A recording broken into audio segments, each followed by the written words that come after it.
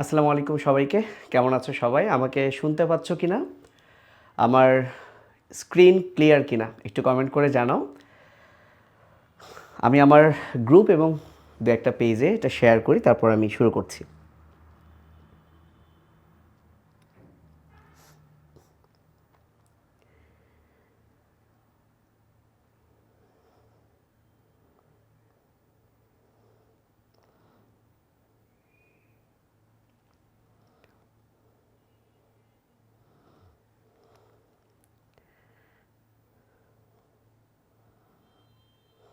ওকে, আচ্ছা, প্রথমে তোমরা এই রুটিনটা একটু খেয়াল করো।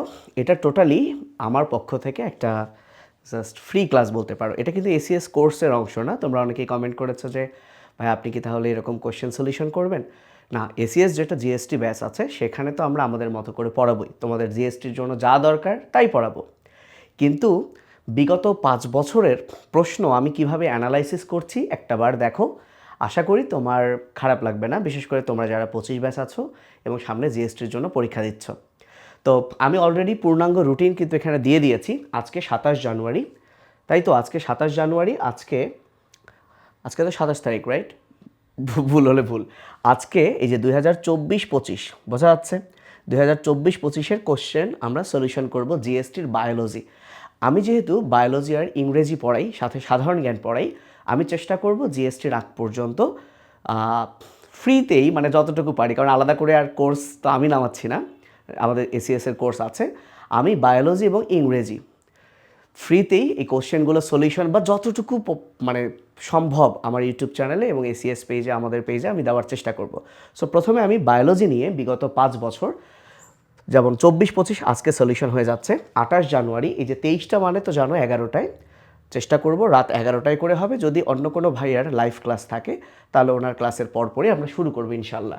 সো 28 জানুয়ারি, 23-24, 29 জানুয়ারি, 22-23, 30 জানুয়ারি, 30 জানুয়ারি, 21-22 এবং 31 জানুয়ারি 20-21 সেশনের কোশ্চেন আমরা সলিউশন করব। সো কীভাবে কোশ্চেন আসলে সলিউশন করা উচিত, এবং এভাবে যদি তুমি সলিউশন করো তোমার একটা ভালো ধারণা হবে এবং ভালো পড়াশোনাও হয়ে যাবে। তো তোমরা তোমাদের ফ্রেন্ড সার্কেলকে জানিয়ে দিতে পারো। রেগুলার হবে, রুটিন ওয়াইজ হবে ইনশাল্লাহ, যদি আমি সুস্থ থাকি। সো আমি আর কথা না বাড়িয়ে চলো আমরা আজকের ক্লাসে যাই। তো জিএসটি 24-25 সলিউশন, আসলে সলিউশন বলা ভুল, অ্যানালাইসিস। সলিউশন মানে তো এটার আনসার এটা, এটার আনসার এটা, আমরা একটু অ্যানালাইসিস করব, রাইট? ওকে, বায়োলজি সমাধান। তো প্রথম একটা প্রশ্ন চলে আসলো। তো শুরুতে আমি একটা কথা বলি, আমি অলরেডি অ্যানালাইসিস করে দেখেছি 24-25 সেশনে জিএসটিতে যে 25টা প্রশ্ন এসেছিল এর মধ্যে 24টা প্রশ্নই শর্ট সিলেবাসের ভেতরে ছিল। এই জন্য আমি খুব রিকোয়েস্ট করব তোমরা শর্ট সিলেবাসের পড়াগুলোই বারবার বারবার করে পড়বা। সো শর্টের বাইরে পড়ার দরকার নেই, 1, 2, 3টা সর্বোচ্চ আসবে। সো সেইটার জন্য এখন নতুন করে কোনো কিছুই পড়ার দরকার নাই। তো দেখো, প্রথম প্রশ্নটা আমরা একটু সলিউশন করি। উদ্ভিদ কোষের প্রাথমিক প্রাচীরের উপাদান কোনটি? তার মানে কোষ প্রাচীরের উপাদান বলেনি, বলেছে প্রাথমিক প্রাচীর। আমরা জানি যে কোষ প্রাচীরের 3টি লেয়ার থাকে, রাইট? কোষ প্রাচীরের কয়টা লেয়ার থাকে? 3টা। একটাকে আমরা বলি মধ্যপর্দা, একটাকে আমরা বলি মধ্যপর্দা, একটাকে বলি প্রাইমারি প্রাচীর, 1 ডিগ্রি দিলাম মানে প্রাইমারি, বুঝে যাও, প্রাইমারি প্রাচীর, এবং আরেকটা হলো সেকেন্ডারি প্রাচীর। প্রশ্নটা যেহেতু আসছে প্রাথমিক প্রাচীরের উপাদান কোনটা, তার মানে এখানে যা যা আছে সবগুলোই কিন্তু কোষ প্রাচীরের উপাদান। তো যেহেতু প্রাথমিক প্রাচীরের উপাদান আছে কোনটা, জাস্ট উত্তর এটা বলে চলে যাব না, আমরা পুরো কোষ প্রাচীরের 3টা লেয়ারের কী কী উপাদান এখনই শিখে ফেলবো। এভাবে যদি আমরা 5 বছরের 5-25-এ 125টা প্রশ্নের টপিক শেষ করে ফেলতে পারি, তোমার বায়োলজির মানে বিশাল একটা দক্ষতা চলে আসবে, মানে অনেক কিছু চলে আসবে। তোমরা জাস্ট রেগুলার ফলো করে এই ক্লাসগুলো। তো মনে রাখবা, আমি, তোমরা জানো, তোমরা যারা আমার ক্লাস 2-1টাও করেছো, আমি একটু ট্রাই করি কিছু শর্ট করে, যেগুলো মুখস্থবিদ্যা, একটু শর্ট করে বলার। যেমন উদ্ভিদের এই 3টা লেয়ারে কি কি থাকে এটা মনে রাখার সহজ বুদ্ধি হলো, আমি এভাবে বলি যে মধ্য পর্দায় থাকে প্যাক প্যাক। সো মধ্য পর্দায় থাকে প্যাক প্যাক। তো প্যাক প্যাক করে সে হাগলো, আর হাগার পর মানুষ কি করে? সুসু করে, তাহলে দেন সে শুষলো। তাহলে এই হচ্ছে ব্যাপার। তাহলে তুমি মনে রাখবা যে কোষ প্রাচীরের যে 3টা উপাদান, এই 3টা উপাদানের বা 3টা লেয়ার, কোন লেয়ারে কি থাকে? মধ্য পর্দায় থাকে pack pack. So pack pack করে সে হাগলো, সে শুষলো, শেষ। তো তুমি যদি কোনটাতে কি হয় নাও জানো, তাহলে কিন্তু তুমি এখানে আনসার করতে পারবা।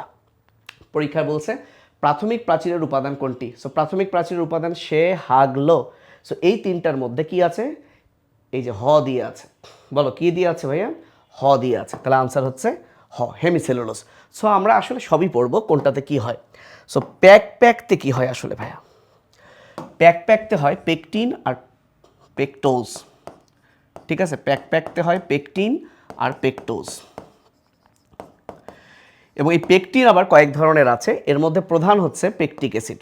তাহলে যদি বলে উদ্ভিদের মধ্য পর্দায় সবচেয়ে বেশি কোনটা থাকে? Pectic acid. এবং এই পেকটিক অ্যাসিড হচ্ছে পেকটিনেরই একটা অংশ। পেকটিক অ্যাসিডটাই মধ্য পর্দায় অধিক পরিমাণ থাকে। এখন সে হাগলোতে কি হয়?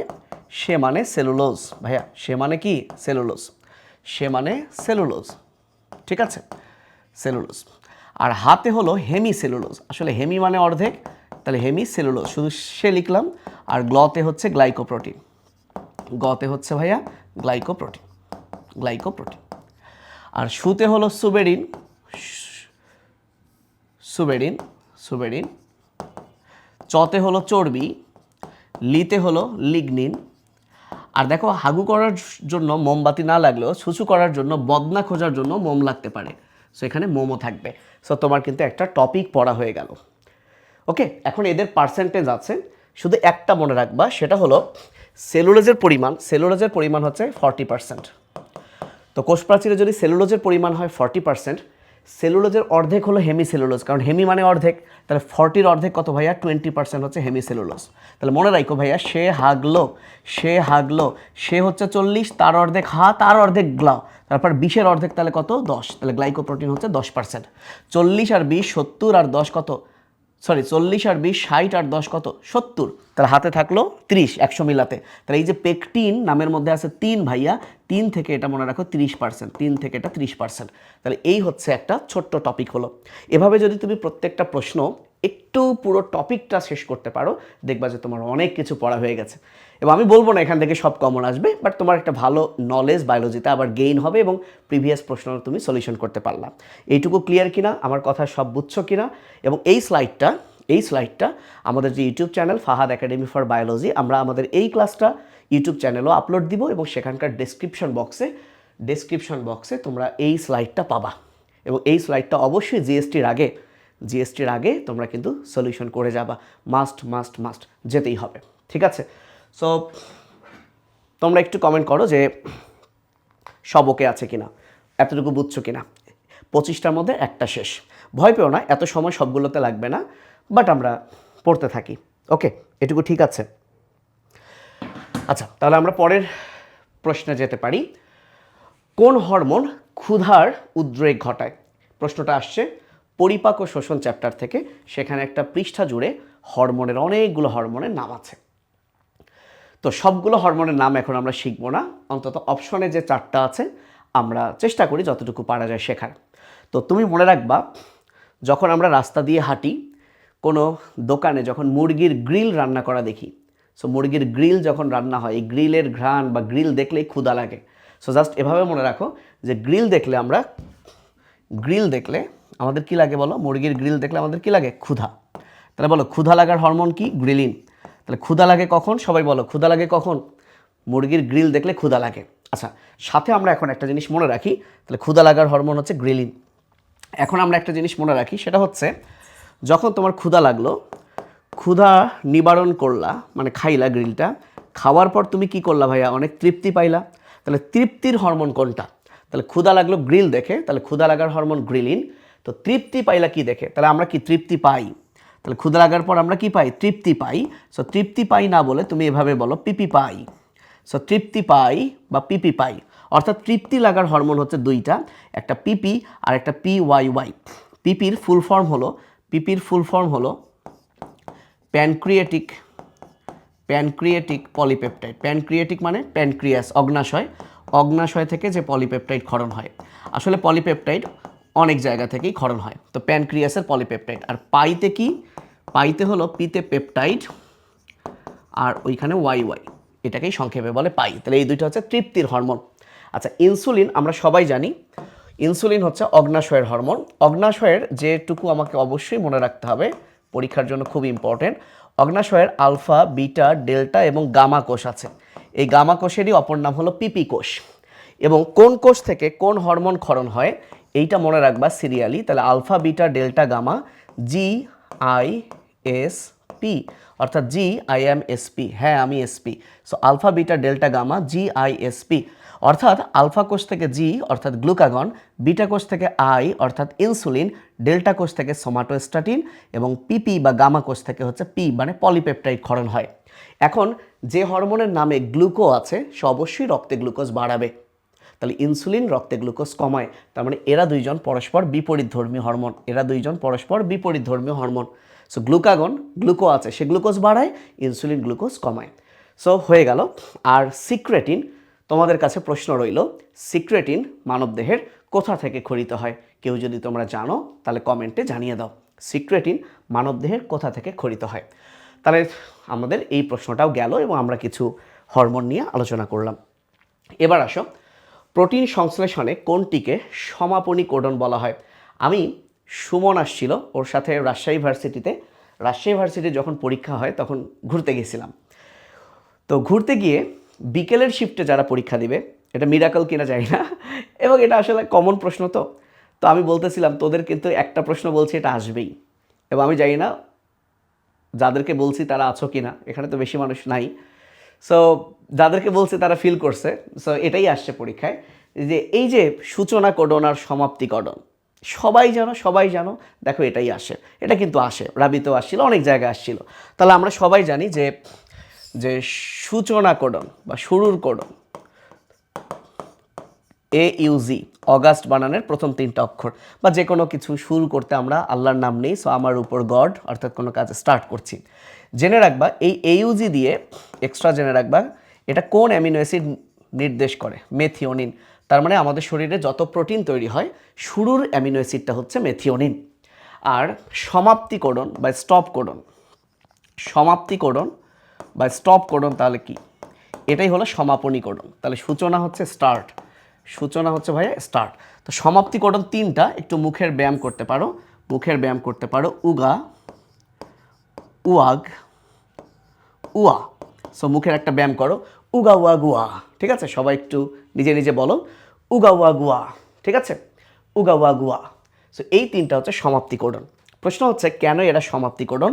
কারণ এই 3জন কোনো অ্যামিনো অ্যাসিড নির্দেশ করে না, ঠিক আছে?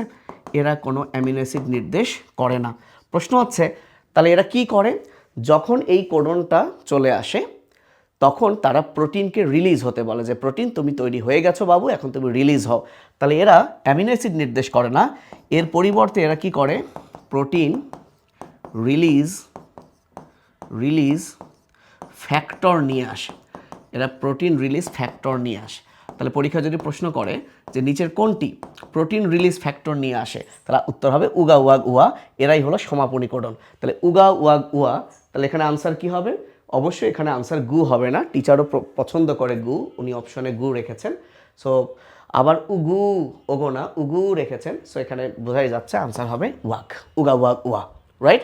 উগা ওয়াক ওয়া। তাহলে আমরা কিন্তু দেখতে দেখতে 3টা প্রশ্ন সলিউশন করে ফেললাম। ঠিক আছে, তোমরা শুনতে পাচ্ছ? আশা করি তোমরা শুনতে পাচ্ছ। এবার আসো, কোনটি restriction enzyme? So restriction enzyme যার কাজ হলো সে ডিএনএ কাটাকাটি করে, এবং এই রেস্ট্রিকশন এনজাইমগুলো এগুলো তৈরি হয় ব্যাকটেরিয়া থেকে। রেস্ট্রিকশন এনজাইমগুলো কিন্তু তৈরি হয় ব্যাকটেরিয়া থেকে তৈরি হয়, এবং যে ব্যাকটেরিয়া থেকে তৈরি হয় সেই ব্যাকটেরিয়ার নাম অনুযায়ী এদের নাম করা হয়। যেমন কোনো রেস্ট্রিকশন এনজাইম যদি ইশেরিশিয়া কোলাই থেকে তৈরি হয় তাহলে ওর নাম হয় ইশেরিশিয়ার ই, আর কোলাইয়ের কো মিলে হয় ইকো, সাথে বিজ্ঞানীর নাম বা তার জাতের নাম দিয়ে শেষে ইকো R1। সো এইটা হচ্ছে একটা রেস্ট্রিকশন এনজাইম। এরকম হেমোফাইলাস ইনফ্লুয়েঞ্জা নামক ব্যাকটেরিয়া থেকে একটা রেস্ট্রিকশন এনজাইম তৈরি হয়, তার নাম হচ্ছে হাইন্ড, আসলে হিন দেন ডি দেন 3। সো এটার মানে আসলে কি? তাহলে হেমোফাইলাস থেকে এইচ আসছে, ইনফ্লুয়েঞ্জা থেকে ইন আসছে, আর এই রেস্ট্রিকশন এনজাইম মানে এই ব্যাকটেরিয়াটার জাত হলো আরডি, এর জাত আরডি, এই আরডি থেকে ডি কথাটা শুধু রেখে হয়েছে ডি, এবং এই ব্যাকটেরিয়া থেকে 3 নাম্বার যে এনজাইমটা আবিষ্কার করা হয়েছে সেটাই হলো এইটা, তাই নাম হয়েছে HIND-3। কি নাম হয়েছে? পুরো নাম HIND-3। তাহলে এটা হচ্ছে একটা রেস্ট্রিকশন এনজাইম। এরকমভাবে আছে HPA2। সো মনে রাখবা মানুষের পা দুইটা, আসলে যার HIND-3 আছে মানে HIND-1ও আছে 2ও আছে, কিন্তু তোমাদের বইয়ে HIND-3 আছে। সো পরীক্ষা দেখা গেল অপশনে দিতে পারে কোনটি নয়, HIND-2 দিতে পারে। তো মনে রাখবা বড় হাতের অক্ষরের পর যদি 3টা ছোট হাতের অক্ষর থাকে সেইখানে 3 আছে। আর পা মানুষের দুইটা, MBOতে মোবাইল ভাবো, মোবাইল একটা হলেই হয়, তাহলে MBO1 আর একটা হচ্ছে BAM-H1। তো হাসান স্যারের বইয়ে এইটুকু আছে, তাহলে এই 5টা হচ্ছে রেস্ট্রিকশন এনজাইম। কখনো যদি পরীক্ষার প্রশ্ন করে BAM-H1 এই রেস্ট্রিকশন এনজাইম কোন ব্যাকটেরিয়া থেকে তৈরি হয়েছে, তাহলে অবশ্যই ব্যাকটেরিয়ার নামের শুরুতে থাকবে বি এবং পরে স্পেসিসের শুরুতে থাকবে এম। সো এভাবে তোমার ঘুরায়ও প্রশ্ন আসতে পারে। তাহলে আশা করি রেস্ট্রিকশন এনজাইম কোনটা সেটা বুঝছো। সো লাইগেজ তো লাগিয়ে দিবে, লাইগেজ লাগিয়ে দিবে, এবং প্রাইমেজ এটা তো রেপ্লিকেশনে প্রাইমার তৈরি করে, আইসোমারেজ তো জানো সমাণু তৈরি করে। তো রেস্ট্রিকশন এনজাইমকে অনেক নামে ডাকা হয়, একে বায়োলজিক্যাল নাইফ বলা হয়। রেস্ট্রিকশন এনজাইমকে আর কি নামে ডাকা হয় ভাইয়া? বায়োলজিক্যাল নাইফ বা সূক্ষ্ম ছুরিকা, বায়োলজিক্যাল নাইফ। এবং সে আসলে কাটেটা কি? সে আসলে ডিএনএ কর্তন করে। তাহলে ডিএনএ কর্তন করে কে? উত্তর হবে রেস্ট্রিকশন এনজাইম। ডিএনএ কাটে কে? উত্তর হবে restriction enzyme. Right, thank you, তোমরা অনেকেই ভালো আনসার করছো। চলো, মানব দেহে লাম্বার কশেরুকার সংখ্যা কয়টি? দেখো এগুলো শর্ট সিলেবাসে, তোমরা জানো মানুষের কশেরুকা সিরিয়ালটা হচ্ছে সার্ভাইকাল, থোরাসিক, লাম্বার, স্যাক্রাল এবং কক্সিজিয়াল। যদিও বইয়ে কক্কিজিয়াল লেখা, এটার উচ্চারণ হচ্ছে কক্সিজিয়াল। আমি বানান ভুল করতে পারি, তাই আর পুরোটা লিখছি না, লিখছি শুধু। আর এটা হচ্ছে সার্ভাইকাল, রাইট।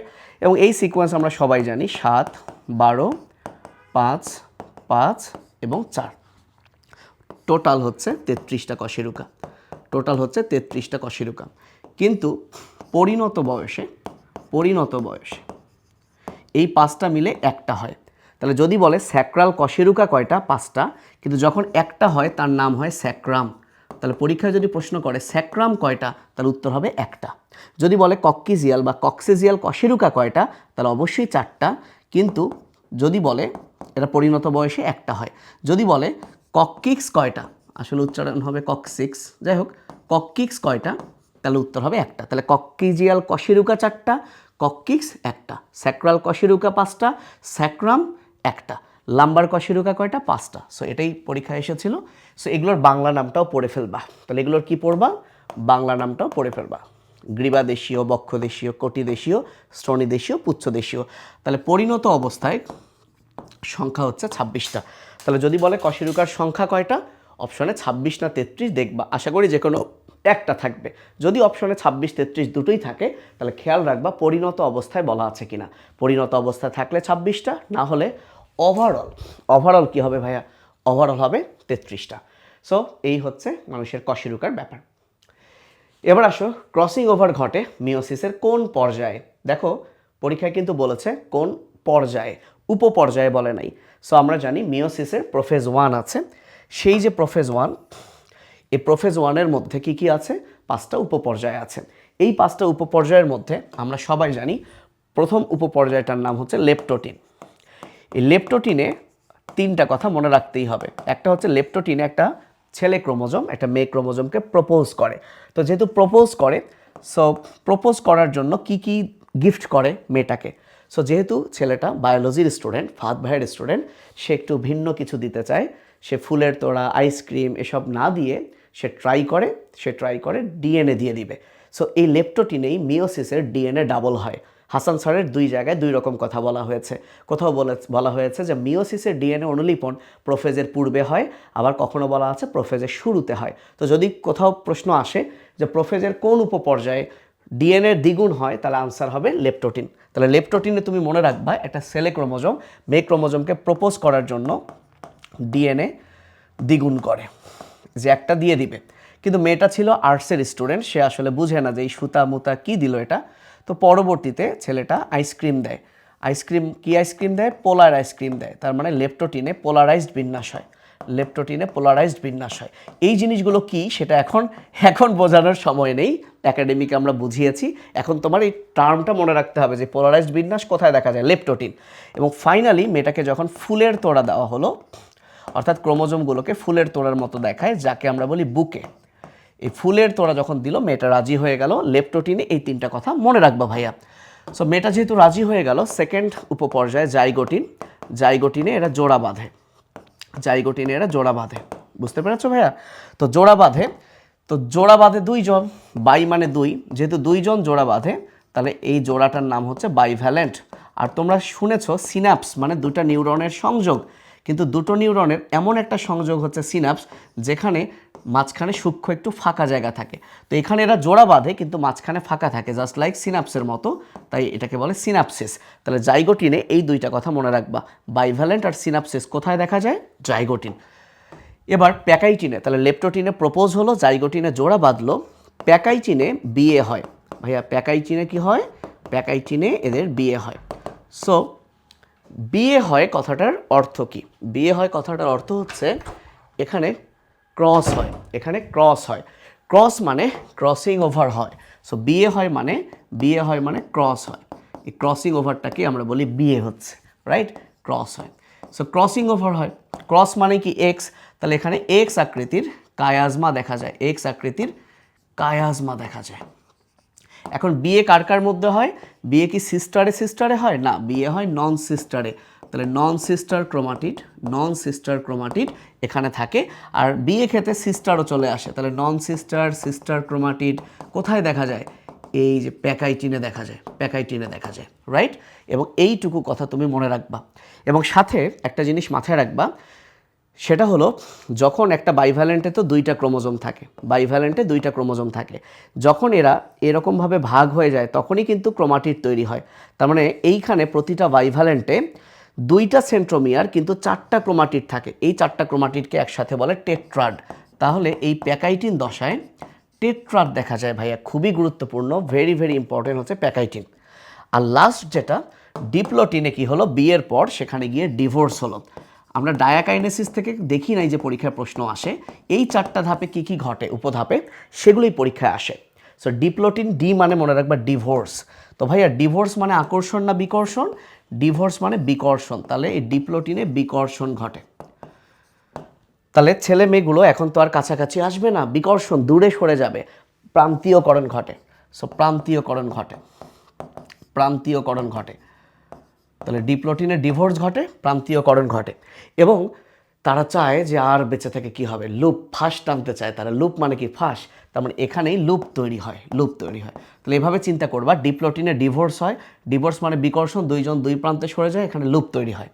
এবং তারপর একটা ডিগ্রির কথা আছে। সো এইটুকু কথা মাথায় রাখবো। তাহলে ক্রসিং ওভার ঘটে কোন উপপর্যায়ে বললে আনসার হতো প্যাকাইটিন, যেহেতু পর্যায় বলছে অবশ্যই এখানে আনসার হবে প্রোফেজ 1। এবার আসো সুপার রাইসে কোন ভিটামিন থাকে ভাইয়া? ভেরি গুড এবং সুন্দর প্রশ্ন। সুপার রাইস মানে গোল্ডেন রাইস, সুপার রাইস মানেই হচ্ছে গোল্ডেন রাইস। এই গোল্ডেন রাইসে কোন ভিটামিন থাকে? আচ্ছা, প্রথম কথা আমি বলি, প্রথম যে জিনিসগুলো তোমাকে মনে রাখতে হবে সেটা হচ্ছে একটা ধান আছে যার নাম জ্যাপোনিকা। এই জ্যাপোনিকা ধানে একজন বিজ্ঞানীটার নাম হচ্ছে ইঙ্গো পট্রিকাস। বিজ্ঞানীটার নাম কি ভাইয়া? ইঙ্গো পট্রিকাস, জার্মান বিজ্ঞানী ইঙ্গো পট্রিকাস। ইনি কি করছে, এই জ্যাপোনিকা টাইপ ধানে ড্যাফোডিল থেকে, ভাইয়া কি থেকে? ড্যাফোডিল থেকে উনি দুইটা জিনিস অ্যাড করছে। একটা হচ্ছে বিটা ক্যারোটিন,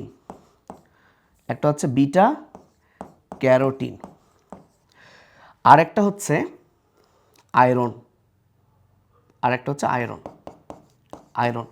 তো বিটা ক্যারোটিন, এই ক্যারোটিন বানানে দেখো, ক্যারোটিন বানানে 4 আছে, তাহলে বিটা ক্যারোটিনের উনি 4টা জিন অ্যাড করছে। বিটা ক্যারোটিনের কয়টা জিন? 4টি জিন। আর আয়রন তৈরির 3টি জিন। তার মানে বিজ্ঞানী ইঙ্গো পট্রিকাস জ্যাপোনিকা টাইপ ধানে, বলো কোন ধানে ভাইয়া? জ্যাপোনিকা টাইপ ধানে বিটা ক্যারোটিনের 4টা জিন প্রবেশ করাইছে, আয়রন তৈরির 3টা জিন প্রবেশ করাইছে। আর এই জিনগুলো পাইছে কোথায়? এগুলো পাইছে ড্যাফোডিল, এগুলো পাইছে ভাইয়া ড্যাফোডিলের মধ্যে। ঠিক আছে, ফলে এই জ্যাপোনিকা টাইপ ধানে যখন আমরা এই দুইটা জিনিস অ্যাড করলাম তখনই সেটা হয়ে গেল গোল্ডেন রাইস, তখনই সেটা হয়ে গেল গোল্ডেন রাইস। এই বিটা ক্যারোটিনটাই আসলে ভিটামিন এ, এই বিটা ক্যারোটিনটাই আসলে ভিটামিন এ। তার মানে সুপার রাইস বা গোল্ডেন রাইস, সুপার রাইস বা গোল্ডেন রাইস যেইটাতে কি আছে? ভিটামিন এ আছে। পরীক্ষায় ভিটামিন এ না দিয়ে বলতে পারে আর কি আছে, তাহলে বিটা ক্যারোটিন আছে, কারণ ভিটামিন এই হচ্ছে বিটা ক্যারোটিন। তাহলে এভাবে প্রশ্ন আসতে পারে গোল্ডেন রাইসের উপকার কি, সে কি কি উপকার করে। তাহলে যেহেতু সেখানে ভিটামিন এ আছে, তাহলে রাতকানা, পরীক্ষায় প্রশ্ন আসতে পারে কোন রোগের উপকার করে? রাতকানা রোগের উপকার। আরেকটা হচ্ছে আয়রন, আয়রনের ফলে, আয়রনের অভাবে রক্ত শূন্যতা হয়।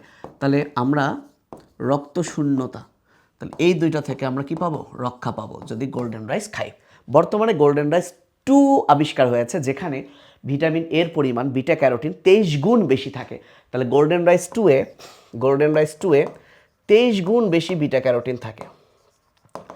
গোল্ডেন রাইস 2 সেখানে 23 গুণ বেশি বিটা ক্যারোটিন থাকে, বিটা ক্যারোটিন থাকে, বিটা ক্যারোটিন থাকে। বুঝতে পারছো? আমরা অনেকগুলো কিন্তু সলিউশন করলাম এবং কঠিন প্রশ্ন কিন্তু আসে না। মানবদেহের সবচেয়ে ছোট হাড় কোনটি? মানবদেহের সবচেয়ে ছোট হাড় স্টেপিস, এটা হচ্ছে সবচেয়ে ছোট। এবং যেহেতু এই হাড়টা সবচেয়ে ছোট, তাহলে এই হাড়ের সাথে যে পেশি যুক্ত থাকে সেই পেশিটাও হলো মানবদেহের সবচেয়ে ছোট পেশি, এবং সেই পেশিটার নাম হলো স্টেপিস দিয়ে স্টেপিডিয়াস। পেশিটার নাম কি? স্টেপিডিয়াস। তাহলে মানবদেহের সবচেয়ে ছোট হাড় হলো স্টেপিস, এটা কানে থাকে, কানে 3টা অস্থি থাকে, miss, malleus, incus, stapes, malleus, incus, stapes, এটা সবচেয়ে ছোট হাড়। এবং মানবদেহের সবচেয়ে ছোট পেশি হলো স্টেপিডিয়াস। আর মানবদেহের সবচেয়ে বড় হাড় হলো ফিমার, সবচেয়ে বড় হাড় হচ্ছে ফিমার। তো যেহেতু সবচেয়ে বড় হাড় বলতে সবচেয়ে লম্বা হাড়, সবচেয়ে লম্বা হাড় যেহেতু ভাইয়া ফিমার, তাহলে সবচেয়ে লম্বা পেশির নাম কি? সবচেয়ে লম্বা পেশির নামটা মনে রাখো, সার্টোরিয়াস, সার্টোরিয়াস, সার্টোরিয়াস। হিউমেরাস থেকে একটা গুরুত্বপূর্ণ কথা জাস্ট মনে রাখো, যে হিউমেরাসের মধ্যে, আমাদের এটা হিউমেরাস, এই পেশিটাকে বলে ডেলটয়েড পেশি। তাহলে এই জায়গায় থাকে ডেলটয়েড রিজ, এই জায়গায় থাকে ডেলটয়েড রিজ, সাথে 2টা ফসা থাকে। এবং খেয়াল রাখবা হিউমেরাসে যে নামে 2টা ফসা থাকে একই নামের 2টা প্রসেস আলনায় থাকে, আলনায় থাকে। তো এইটা আর আমি এখন বলে বিরক্ত করছি না। কোনটি গোলাকার ভাইরাস? গোলাকার ভাইরাস হচ্ছে 4টা। গোলাকার ভাইরাস হচ্ছে টিভ, হিভ, ডেঙ্গু, পোল।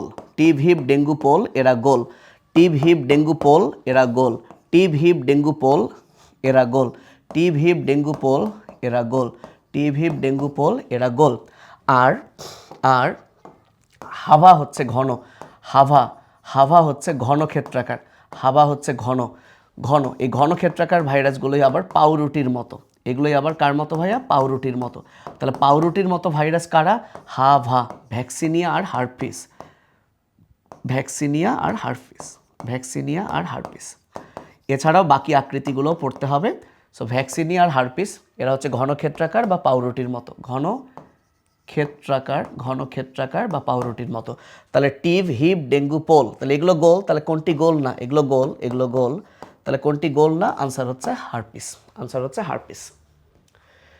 কেলভিন চক্রে কিসের সংশ্লেষণ ঘটে? ভাইয়া সংশ্লেষণ মানে তো জানো, তৈরি। সো তোমরা জানো যে সালোক সংশ্লেষণের 2টা পর্যায়, সালোক সংশ্লেষণের 2টা পর্যায়। সো তোমরা সবাই জানো ক্লোরোফিল, সিএইচ মানে ক্লোরোফিল। এই ক্লোরোফিল কি করে? সূর্যের যে আলো, এই আলোটাকে সে এটিপি ও NADPH2-তে পরিণত করে, NADPH2-তে পরিণত করে। এবং এই ঘটনাটা হচ্ছে আলোক পর্যায়, এই ঘটনাটা হচ্ছে আলোক পর্যায়। এবং পরবর্তীতে এটা হচ্ছে আলোক পর্যায়। এবং পরবর্তীতে এই দুইটা জিনিস ব্যবহার করে অন্ধকার পর্যায়ে, বলো কোন পর্যায়ে? অন্ধকার পর্যায়ে। এই অন্ধকার পর্যায়ে কি বলা হয়? কার্বন বিজারণ পর্যায়। এবং সেই কার্বন বিজারণ পর্যায়ের 3টা পর্যায়, কেলভিন, হ্যাসোস্ল্যাক আর ক্যাম। অর্থাৎ এই 3 চক্রের মধ্য দিয়ে এই জিনিসটা ব্যবহার করে কার্বন ডাইঅক্সাইড, পানি, এরা মিলে ফাইনালি তৈরি হয় শর্করা, এবং এই শর্করাটা আর কেউ না, এই শর্করাটা হচ্ছে গ্লুকোজ। তার মানে কেলভিন চক্র বলুক, হ্যাসোস্ল্যাগ বলুক, ক্যাম চক্র বলুক, এই 3 চক্রে আলটিমেটলি তৈরি হয় কি ভাইয়া? আলটিমেটলি তৈরি হয় গ্লুকোজ। আলটিমেটলি তৈরি হয় গ্লুকোজ, না থাকলে আনসার হবে শর্করা। এবং এইটুকু, এই পর্যায়টার নাম হচ্ছে অন্ধকার পর্যায়। জেনে রাখা ভালো, আলোক পর্যায়ে ক্লোরোফিল দরকার, আর ক্লোরোফিল থাকে থাইলাকয়েডের মধ্যে, আর থাইলাকয়েডের স্তূপকে আমরা বলি গ্রানা। তাহলে আলোক পর্যায়ে কোথায় ঘটে ভাইয়া? থাইলাকয়েড বা গ্রানায়। আর অন্ধকার পর্যায়ের জন্য দরকার এনজাইম। এনজাইম থাকে স্ট্রোমাতে, সো ক্লোরোপ্লাস্টের স্ট্রোমাতে ঘটে অন্ধকার পর্যায়ে। ক্লিয়ার? আশা করি বুঝতে পেরেছো। এখন আসো প্লাজমা মেমব্রেন। তোমরা ফ্লুইড মোজাইক মডেল পড়ছো, একটা ফ্লুইড মোজাইক মডেলে তোমরা নিশ্চয়ই দেখছো এরকম ফসফোলিপিড বাইলেয়ার থাকে, রাইট? ফসফোলিপিড বাইলেয়ার থাকে, এবং তার ফাঁকে ফাঁকে কি ছিল? তার ফাঁকে ফাঁকে প্রোটিন ছিল, এবং কিছু কিছু প্রোটিন আবার লিপিডের উপরেও ছিল, এবং এই ফসফোলিপিডের ফাঁকে ফাঁকে আবার কোলেস্টেরল ছিল, অ্যান্ড লিপিড আর প্রোটিনের উপরে শর্করা ছিল। এই একসাথে এটাকে আমরা বলতাম গ্লাইকোপ্রোটিন, গ্লাইকোলিপিড, একসাথে বলতাম গ্লাইকোক্যালিক্স। তাহলে একটা প্লাজমা মেমব্রেনে আছে কি? একটা প্লাজমা মেমব্রেনে আছে প্রোটিন আছে, দেন কি আছে? লিপিড, মানে ফসফোলিপিড, তো সংক্ষেপে আমরা যদি বলি লিপিড আছে। দেন কি আছে? এই যে কোলেস্টেরল আছে, এটা আমরা সবাই জানি। আরেকটা জিনিস কি আছে? এই যে গ্লাইকোপ্রোটিন আর গ্লাইকোলিপিড, একসাথে আমরা বলি গ্লাইকোক্যালিক্স আছে। তো এই 4টা জিনিস কোষ ঝিল্লিতে থাকে। তাহলে দেখো গত বছর গুচ্ছতে কোষ প্রাচীর এবং কোষ ঝিল্লি দুটোরই উপাদান আসছিল, তাহলে এটা খুবই ইম্পর্টেন্ট। তাহলে এখানে কি বলেছে? প্লাজমা মেমব্রেনের গঠন উপাদান কোনটি? তাহলে কাইটিন হলো ছত্রাকের কোষ প্রাচীর। কাইটিন কি বাবু? এটা হচ্ছে ছত্রাকের কোষ প্রাচীরে থাকে, নট কোষ ঝিল্লি। প্লাজমা মেমব্রেন মানে কিন্তু কোষ ঝিল্লি, কোষ প্রাচীরে থাকে। তাহলে দেখো প্রোটিন, লিপিড, এটাই হচ্ছে আনসার। আর সেলুলোজ হচ্ছে উদ্ভিদের কোষ প্রাচীর। এটা লেখার দরকার নেই, নিশ্চয়ই তোমরা জানো। আচ্ছা, টানটা মারলাম যেহেতু, কেন মারলাম পরে আবার গুলাই ফেলবা। উদ্ভিদের কোষ প্রাচীর। আমি কিন্তু তোমাদের সাথে খুব একটা কথা বলছি না, কারণ আমি আগে পড়াই শেষ করি। তোমাদের সাথে কথাও বলা উচিত, রাইট? কথাও বলা উচিত, তাই না? তো আমি একটু আগে শেষ করি, আমার মেইন কাজটা আমি শেষ করি, যেহেতু অনেক রাতে আমি ক্লাস নিচ্ছি। ওকে, এবার আসো পেনিসিলিয়ামের জনন কোষের নাম কি? আচ্ছা, সরি, 2টা প্রশ্ন শর্টের বাইরে থেকে আসছিল। এই যে পেনিসিলিয়াম, এটা তো শৈবাল ছত্রাক থেকে আসছে। পেনিসিলিয়াম একটা হচ্ছে ছত্রাক। সো 2টা প্রশ্ন শর্টের বাইরে থেকে আসছিল। সো মনে রাখবা 3টা জিনিস কনিডিয়ার মাধ্যমে জনন করে। কনিডিয়া এটা কি জিনিস? আমরা যখন ছত্রাক পড়ব, ছত্রাকের দেহ হাইফা নিয়ে গঠিত। হাইফা হচ্ছে সুতা, বুঝছো? হাইফা নিয়ে গঠিত। সো মনে করো এটা একটা হাইফা। এই যে এটা একটা হাইফা। এই হাইফার মাথায় যদি কোনো স্পোর তৈরি হয়, সেই স্পোরটাকে আমরা বলবো কনিডিয়া। তাহলে কনিডিয়া হলো একটা স্পোর যেটা তৈরি হয় হাইফার মাথায়। এবং এই কনিডিয়া দিয়ে 3টা জিনিস মনে রাখবা, তোমার হাসান স্যারে আছে, পাপ মনে রাখবা, পিএপি, পাপ বা প্যাপ। অর্থাৎ একটা হচ্ছে পেনিসিলিয়াম, বৈজ্ঞানিক নাম, নিচে আন্ডারলাইন। একটা হচ্ছে অ্যাসপারজিলাস, আর একটা হচ্ছে ফাইটোপথোরা।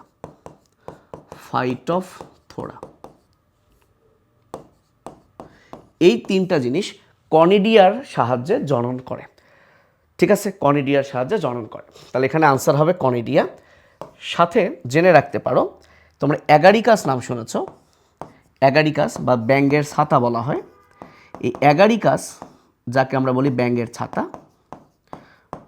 ছাতা, তার জনন হয় ব্যাসিডিওস্পোর দিয়ে। আর তোমরা নিশ্চয়ই ইস্ট নাম শুনেছ ভাইয়া। ইস্ট খুব চিনি পছন্দ করে, এই জন্য এটাকে বলা হয় চিনির ছত্রাক। স্যাকারো শব্দের অর্থ চিনি, আর মাইকো মানে ছত্রাক, এই জন্য এর অপর নাম স্যাকারোমাইসেস। সো ইস্টের বৈজ্ঞানিক নাম আসলে স্যাকারোমাইসেস। সো এর জনন হয় অ্যাসকোস্পোর দিয়ে। তাহলে এইটুকু মনে রাখো, এটা হচ্ছে এক্সট্রা শর্ট সিলেবাস। তাহলে এটা শর্ট থেকে আসছে ভাইয়া, শর্টের বাইরে থেকে আসছে,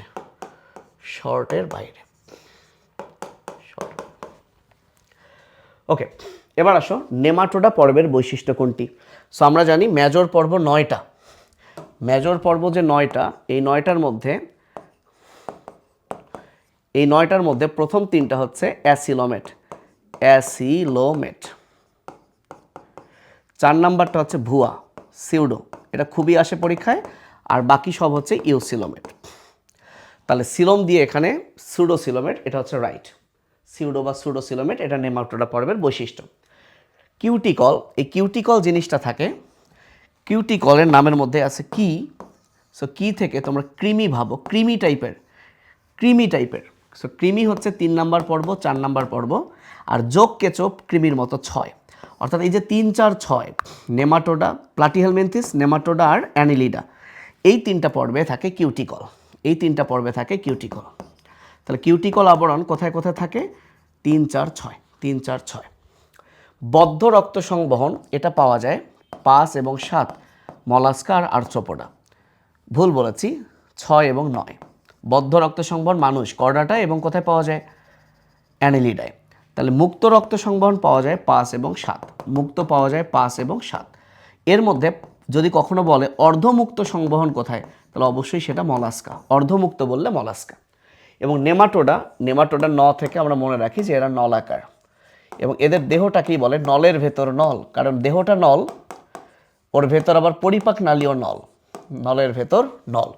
তাহলে নেমাটোডা যেহেতু 4 নাম্বার পর্ব, বদ্ধ সংবহন আছে 6 এবং 9, তাহলে এটাই হচ্ছে আনসার। নেমাটোডার বৈশিষ্ট্য এটা না। কোন অঙ্গাণুটি অটোফ্যাগি? সো অটোফ্যাগি মানে দুইটা শব্দ আছে, অটোফ্যাগি আর অটোলাইসিস। সো ফ্যাগি মানে তো ভক্ষণ করা। সো ফ্যাগোসাইটোসিস করে কে? শ্বেত রক্তকণিকা। আর শ্বেত রক্তকণিকার মধ্যে কোন অঙ্গাণু আছে যে ফ্যাগোসাইটোসিস করে? দেখো, লাইসো শব্দের অর্থই হচ্ছে ভেঙে ফেলা। তাহলে লাইসোজোম, এটার কারণেই কিন্তু শ্বেতকণিকা কী করতে পারে? অটোফ্যাগি করতে পারে। So autophagy, autolysis, suicidal squad, সব কিছু, ফ্যাগোসাইটোসিস, এই সবগুলো টার্ম লাইসোজোমের সাথে জড়িত। সো আমি যদি একটু লিখে দিই, লাইসোজোমের সাথে এই কথাগুলো মনে রাখবা। একটা হচ্ছে অটোফ্যাগি মানে কোষের অন্যান্য অঙ্গাণুগুলো খেয়ে ফেলবে। অটোলাইসিস মানে পুরো কোষটাকেই খেয়ে ফেলবে। ফ্যাগোসাইটোসিস মানে কঠিন খাবার ভক্ষণ করবে। তো যখন লাইসোজোম পুরো কোষটাকে খেয়ে ফেলে, তখন একে বলে আত্মঘাতী থলিকা বা সুইসাইডাল স্কোয়াড, আত্মঘাতী থলিকা।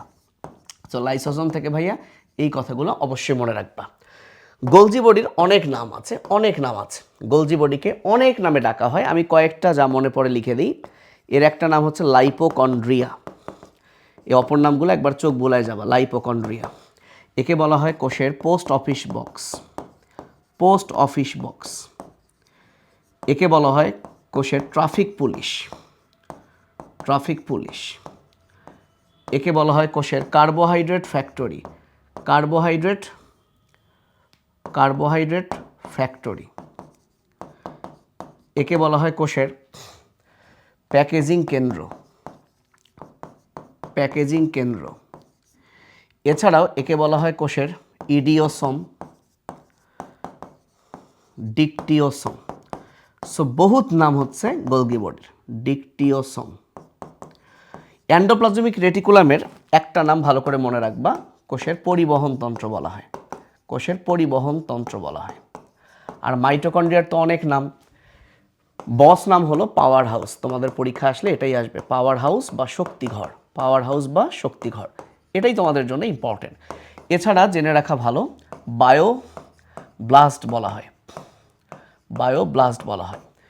এছাড়াও এটাকে বলা হয় ফিলা। ঠিক আছে, তাহলে এই অপর নামগুলো আমরা জানব। প্রোটন প্রবাহ মতবাদ অনুযায়ী কোন আয়ন পত্ররন্ধ্র খোলা বন্ধ হওয়া নিয়ন্ত্রণ করে? 9ম চ্যাপ্টারে পটাশিয়াম দিয়ে 3টা কথা মনে রাখবা।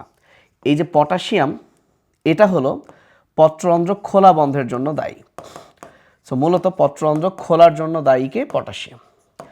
দেন সালোক সংশ্লেষণে গিয়ে পাবা, সালোক সংশ্লেষণের অনুঘটক বলা হয় পটাশিয়ামকে।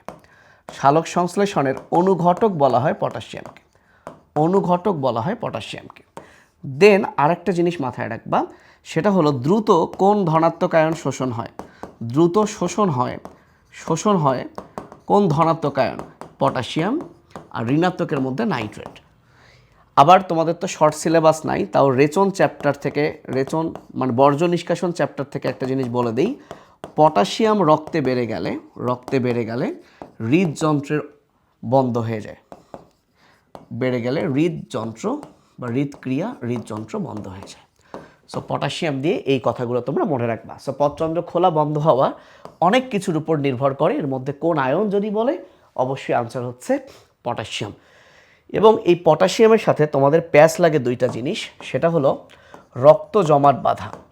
ভাইয়া রক্ত জমাট বাঁধার আয়ন হচ্ছে ক্যালসিয়াম আয়ন, সাথে ভিটামিন কে। এই ভিটামিন কেটাকে অনেকেই পটাশিয়াম ভাবে। রক্ত জমাট বাঁধার আয়ন যদি বলে তাহলে ক্যালসিয়াম, কিন্তু কোন ভিটামিন, তাহলে ভিটামিন কে। এই কে মানে পটাশিয়াম না, একটু মাথায় রাখতে হবে, ঠিক আছে? কে মানে পটাশিয়াম না, মাথায় রাখতে হবে। ওকে, হিমোফিলিয়া কোন ধরনের বংশগত রোগ?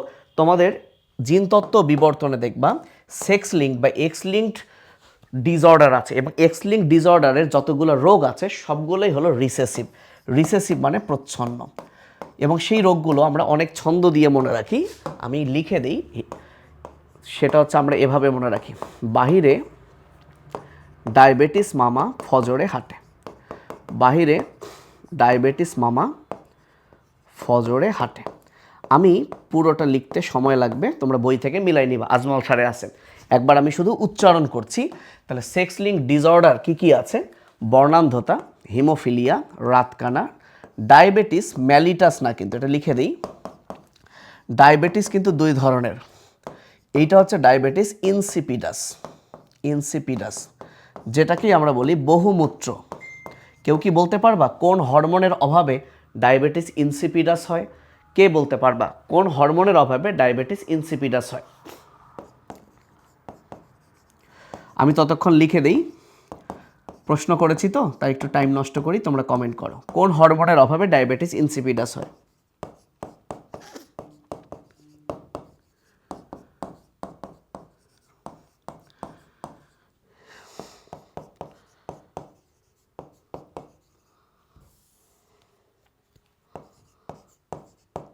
কমেন্ট করো।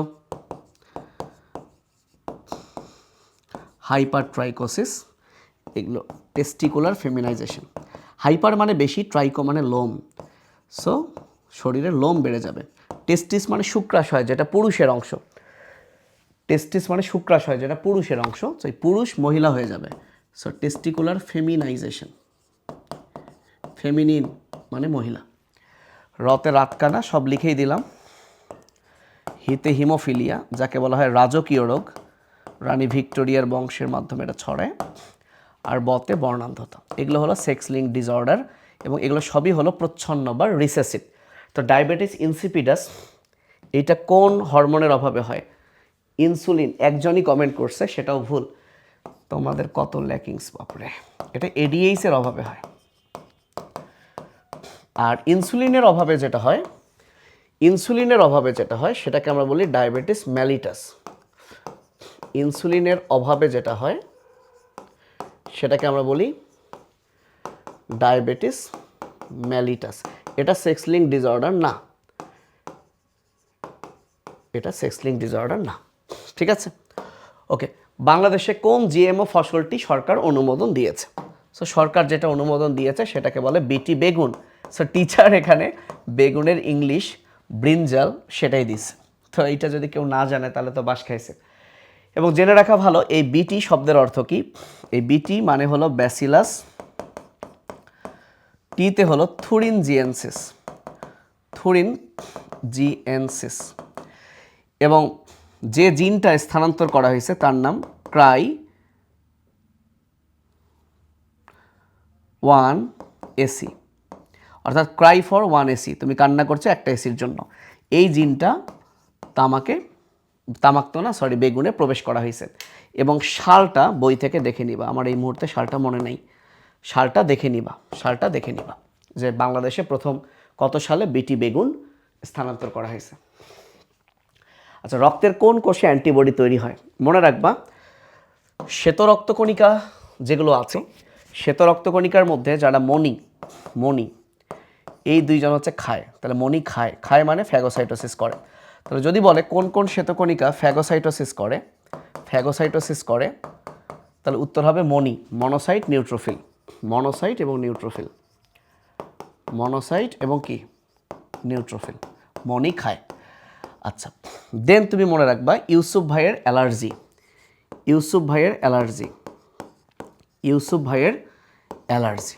অর্থাৎ অ্যালার্জি রিলেটেড কোনো কথা যদি থাকে তাহলে হচ্ছে ইওসোনোফিল। আর মনে রাখবা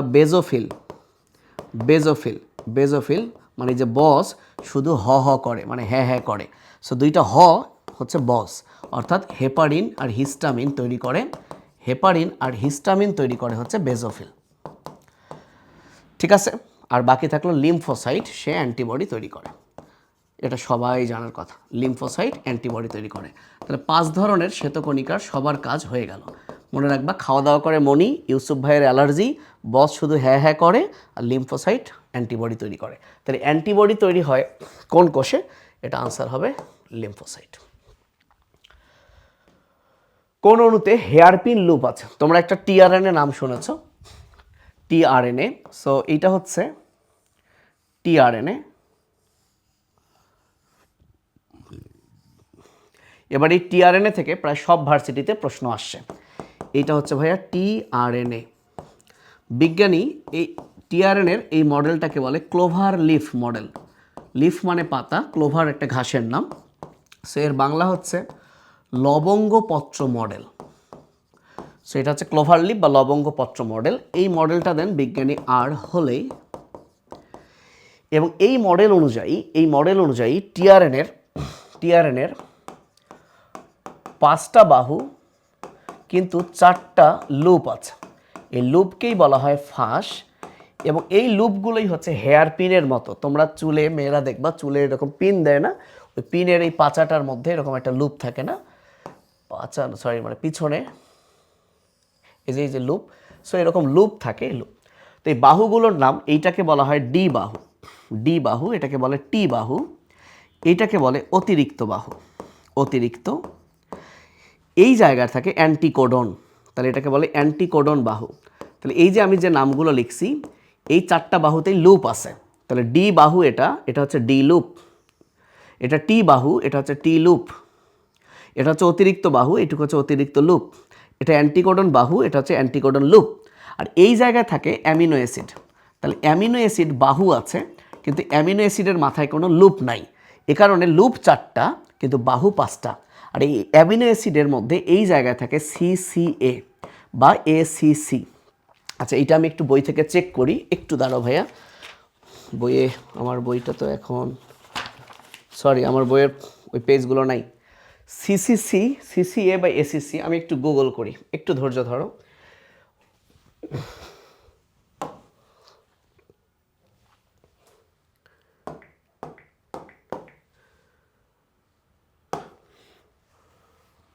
একটু দাঁড়াও ভাইয়া। আচ্ছা, ঠিকই আছে, এসিসি। ওকে ভাইয়া, ঠিক আছে ভাইয়া, এসিসি বাই উল্টা দিক দিয়ে সিসিএ। এবং এটাও এবার এবার অ্যাডমিশন এখান থেকে খুব প্রশ্ন আসছে। তাহলে অ্যামিনো অ্যাসিড বাহুটাতে যে অ্যামিনো অ্যাসিড ধরে রাখবে, তাহলে সেই সিকোয়েন্সটা কি? এসিসি। ওকে, আচ্ছা, এই বুঝতেছো ভাইয়া? ওকে, এবার আসো মানবদেহের সবচেয়ে বড় লালা গ্রন্থি। সো মানুষের লালা গ্রন্থি ভাইয়া 3 জোড়া। এই 3 জোড়ার মধ্যে প্যারোটিড যেটা, এটাই সবচেয়ে বড়, এবং এই প্যারোটিড এই সবগুলোই হচ্ছে 1 জোড়া করে। তাহলে 1 জোড়া প্যারোটিড, এই প্যারোটিড থাকে কানের নিচে ও সামনে, এবং এইটাই হলো সবচেয়ে বড়, আর বাকি 2টার নাম সাবম্যান্ডিবুলার, সাবলিঙ্গুয়াল। তাহলে এই 3টা হচ্ছে লালা গ্রন্থি, প্রত্যেকেই 1 জোড়া করে। এটা 1 জোড়া, এটাও 1 জোড়া। লিঙ্গুয়া শব্দের অর্থ হচ্ছে জিহ্বা, লিঙ্গুয়া মানে হচ্ছে জিহ্বা, আর সাব মানে হলো নিচে। তাহলে সাবলিঙ্গুয়াল থাকে জিহ্বার নিচে, আর সাবম্যান্ডিবুলার থাকে ম্যান্ডিবল বা নিম্ন চোয়ালের নিচে। ওকে, ডেন্টালে খুব আসে এই গ্রন্থির নালী কোথায় উন্মুক্ত হয়? তাহলে প্যারোটিড গ্রন্থির নালী দ্বিতীয় ঊর্ধ্বমোলার দাঁতের বিপরীতে উন্মুক্ত হয়। দ্বিতীয় ঊর্ধ্বমোলার দাঁত, বিপরীতে উন্মুক্ত হয়। এবং যখন মামস হয়, একটা ভাইরাস হচ্ছে মামস, এই মামস ভাইরাসের কারণে প্যারোটিড গ্রন্থি ফুলে গেলে এটাকে আমরা বলি মানে প্যারোটাইটিস। সো কোন ভাইরাসের আক্রমণে প্যারোটিড গ্রন্থি ফুলে যায়? মামস। তাহলে প্যারোটিড গ্রন্থি ফুলে যায় মামস, মামস ভাইরাসের আক্রমণে। আচ্ছা, তোমরা এই স্লাইডগুলো পাবা কোথায়? ফাহাদ একাডেমি ফর বায়োলজির ইউটিউব চ্যানেলে। এই ভিডিওটা আজকেই আমরা আপলোড করে দিব একটু পর, এবং সেখানকার ডেসক্রিপশন বক্স থেকে এটা পেয়ে যাবা। আর কালকে রাত 11টায় আবার আমরা 23-24 সেশন, এভাবে আমরা 5 দিন টানা এসিএস পেজ থেকে সলিউশন করব। আর কয়টা স্লাইড আছে আমি যদি একটু দেখি, 1 2 3 4 5, 5টা, আর 5টা স্লাইড আছে। ছেলেমেয়েরা আর 5টা স্লাইড আছে। সো দুধের কেসিনোজেনকে কেসিন করে কে? এটা সবচেয়ে সহজ, এটা নিয়ে আর কথা বলবো না। সেটা হচ্ছে রেনিন। প্রো রেনিন না কেন?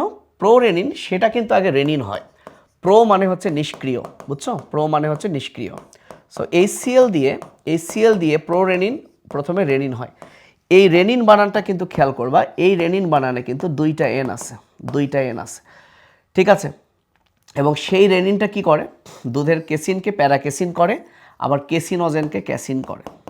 সো অনেকগুলো কাজ করে। প্রথমে ক্যাসিনোজেন, তাকে সে কী করে? ক্যাসিন করে। আবার সেই ক্যাসিনকে প্যারাকেসিনও করে কে? সেই ক্যাসিনকে আবার প্যারাকেসিনও করে কে? রেনিন। এবং এই ঘটনাটা কিন্তু ঘটে শুধুমাত্র গরু ছাগলে, গৃহপালিত যে প্রাণীগুলো সেখানে, মানুষের কিন্তু না, মানুষে কিন্তু এই জিনিসটা নাই। সাথে জেনে রাখতে হবে, মানুষের বৃক্ক থেকে একটা রেনিন ক্ষরণ হয়, সেই রেনিন বানানে একটা এন আছে, যেটা রক্তচাপ কন্ট্রোল করে, যেটা রক্তচাপ নিয়ন্ত্রণ করে। তাহলে এটা হচ্ছে পাকস্থলীর রেনিন, যেখানে ডাবল এন। পাকস্থলী শব্দ বড়, বানানটাও বড়, ডাবল এন। বৃক্ক শব্দ ছোট, একটা এন। কোনটি গ্লাইকোলাইসিস ও ক্রেবস চক্রকে সংযোগ করে? এটা অসংখ্যবার বিভিন্ন প্রতিযোগিতায় আসছে। আচ্ছা, আমরা সবাই জানি গ্লাইকোলাইসিস হচ্ছে এমন একটা প্রক্রিয়া যেখানে গ্লুকোজ ভেঙে পাইরুভিক অ্যাসিড হয়। সো গ্লাইকোলাইসিসে গ্লুকোজ ভেঙে পাইরুভিক অ্যাসিড হয়, এটা প্রথম ধাপ। এবং দ্বিতীয় ধাপে সেই পাইরুভিক অ্যাসিড থেকে অ্যাসিটাইল কোয়ে সৃষ্টি হয় সেকেন্ড ধাপে। থার্ড ধাপে এই অ্যাসিটাইল কোয়ে ক্রেবস চক্রে প্রবেশ করে। তাহলে এখন তুমি বলো এই দুইটাকে সংযোগ করলো কে? তাহলে এই দুইটাকে সংযোগ করলো কে? অ্যাসিটাইল কোয়ে, তাই না? তাহলে গ্লাইকোলাইসিস ও ক্রেবস চক্রের সংযোগকারী কে? Acetyl CoA. এটা সাকসিনিক অ্যাসিড। পাটের আঁশ কোন জাতীয় টিস্যু? প্রথম কথা, আঁশ মানেই হলো ফাইবার। ফাইবার মানে হলো তন্তু। আর তন্তু বা ফাইবার এটা হচ্ছে স্ক্লেরেনকাইমা টিস্যু। তাহলে স্ক্লেরেনকাইমা টিস্যু মানেই হলো ফাইবার। এখন ভাইজান, ফাইবার দুই ধরনের। একটা হচ্ছে জাইলেম ফাইবার, আর একটা হচ্ছে ফ্লোয়েম ফাইবার, রাইট? তাহলে এখন পাটের আঁশ তো ফাইবার, তাহলে সে জাইলেম ফাইবার না ফ্লোয়েম ফাইবার? জাইলো শব্দের অর্থ হচ্ছে উড। উড মানে হচ্ছে কাঠ। এখন তুমি বলো পাটের আঁশ, এই যে পাটের এইটা যদি তার উড হয়, আঁশ তো থাকে ভাইয়া বাইরে, তাহলে উডের অংশ কিন্তু পাটের আঁশ না, পাটের আঁশ কিন্তু বাইরে, বাকলের অংশ। এই বাকল মানেই হলো কিন্তু বাস্ট। তাহলে এই ফ্লোয়েম ফাইবার, যেটাকে আমরা বলি ফ্লোয়েম ফাইবার, এই ফ্লোয়েম ফাইবারটাই হলো ভাইয়া পাটের আঁশ, যেটা আসলে বিশেষ করে বাস্ট ফাইবার। তাহলে ফ্লোয়েম ফাইবারের এক্সাম্পলই হচ্ছে পাটের আঁশ, এবং এটা বাকলে থাকায়, এই বাস্ট মানে বাকলে থাকায় এটার নাম হচ্ছে বাস্ট ফাইবার। আবার তুলার কথা যদি চিন্তা করো, তুলা একদম সারফেস, তুলার বীজের বাইরে সাদা সাদা তন্তু তৈরি হয় একদম সারফেস থেকে, তাই সেটাকে বলে সারফেস ফাইবার। তার মানে পাটের আঁশ এটা হচ্ছে আসলে ফ্লোয়েম ফাইবার। তাহলে উত্তর হবে ফ্লোয়েম। কিন্তু ফ্লোয়েমের মধ্যে আবার সেকেন্ডারি কেন? তোমরা জানো মনে হয় প্রাইমারি টিস্যু দৈর্ঘ্য বৃদ্ধি করে আর সেকেন্ডারি টিস্যু ব্যাস বৃদ্ধি করে। এই পাটের আঁশটা কিন্তু শুরুতে তৈরি হয় নাই। পাট গাছ আগে লম্বা হয়েছে, লম্বা হওয়ার পর যখন মোটা হচ্ছিল তখনই এই আঁশ তৈরি হয়েছে। তার মানে সেকেন্ডারি বৃদ্ধির সময় এটা তৈরি হয়েছে, এজন্য পাটের আঁশ হচ্ছে সেকেন্ডারি ফ্লোয়েম। Secondary phloem. কোন হরমোন উদ্ভিদের মূলের বৃদ্ধি নিয়ন্ত্রণ করে? এইটা ক্লাস 9-10 পড়া, এটা আসলে ইন্টারের বইয়ে নাই। অক্সিন। অক্সিন, যার অপর নাম ইন্ডোল অ্যাসিটিক অ্যাসিড। এই ইন্ডোল অ্যাসিটিক অ্যাসিড ইন্টারের কোষ রসায়ন চ্যাপ্টারে আছে। প্রতিটি সজীব উদ্ভিদ কোষের পূর্ণাঙ্গ উদ্ভিদে পরিণত হওয়া মানে কি? ওই যে পুনরুৎপত্তি ক্ষমতা, যেটা হাইডারও ছিল, যাকে আমরা বলি টটিপটেন্সি। এমব্রায়ো মানে হচ্ছে ভ্রূণ, জেনেসিস মানে উৎপত্তি, তাহলে এমব্রায়োজেনেসিস মানে ভ্রূণ তৈরির প্রক্রিয়া। পার্থেনোকার্পি মানে হরমোন প্রয়োগে ফল তৈরির প্রক্রিয়া, হরমোন দিয়ে ফল তৈরির প্রক্রিয়া। আর প্লুরিপটেন্সি হলো, টটিপটেন্সিতে একটা পূর্ণাঙ্গ জীব তৈরি হবে, একটা পূর্ণাঙ্গ উদ্ভিদ তৈরি হবে। প্লুরিপটেন্সি মানে একটি কোষ একটা পূর্ণাঙ্গ জীব হবে না, কিন্তু একটা যে কোনো অঙ্গে পরিণত হইতে পারবে। ধরো কোনো একটা কোষ তোমার যকৃতে পরিণত হলো, তখন ওই কোষটাকে বলবো প্লুরিপটেন্ট কোষ, এবং প্রক্রিয়াটার নাম প্লুরিপটেন্সি। কিন্তু টটিপটেন্সি মানে পূর্ণাঙ্গ জীবে পরিণত হবে, তাহলে একটি কোষ যে কোনো অঙ্গে পরিণত হবে, যে কোনো অঙ্গে পরিণত হবে, সেটার নাম হচ্ছে প্লুরিপটেন্সি। সো এই ছিল আমাদের আজকের 24-25 সেশনের বায়োলজি সলিউশন। প্রায় 1 ঘন্টার মতো লাগলো, স্বাভাবিক, কারণ আমি শুধু টিক চিহ্ন দেই নাই, আমি প্রত্যেকটা জিনিস নিয়ে কিছু কথা বলছি। এতে করে আশা করি তোমাদের একটা ভালো ধারণা হবে। সো আশা করি যে যারা একটু মনোযোগ দিয়েছিল এবং 25 ব্যাচ একটু শুনে যাও এবং এইটুকু বারবার পড়তে থাকো, অনেকটা উপকার হবে। আমরা গত 5 বছরের জিএসটি শুরু হয়েছে 20-21 থেকে, আমরা 20-21, 21-22, 22-23, 23-24, 24-25, আজকে 24-25 শেষ, দেন আমরা বাকিগুলো শুরু করব। এবং বায়োলজি শেষ হলে আমরা তো জিএসটি ব্যাচে, তো বায়োলজি আমার ভাগে যে চ্যাপ্টার সেটা তো পড়াবই, এবং সামনে তোমাদের ইংরেজি নিয়েও কিছু ক্লাস আমি দিয়ে দিব। তো আজকে এই পর্যন্তই। কেমন লাগলো জানিও, ইউটিউবে জানিও না, ইউটিউব থেকে এটা এখন তুমি কালেক্ট করবা। যদি তুমি না ঘুমাও সর্বোচ্চ 15-20 মিনিট লাগবে, একটু ধৈর্য ধরো, এইটা তোমরা ইউটিউব থেকে পাবা। সো আল্লাহ হাফেজ সবাইকে। ওকে, ওয়েলকাম সবাইকে।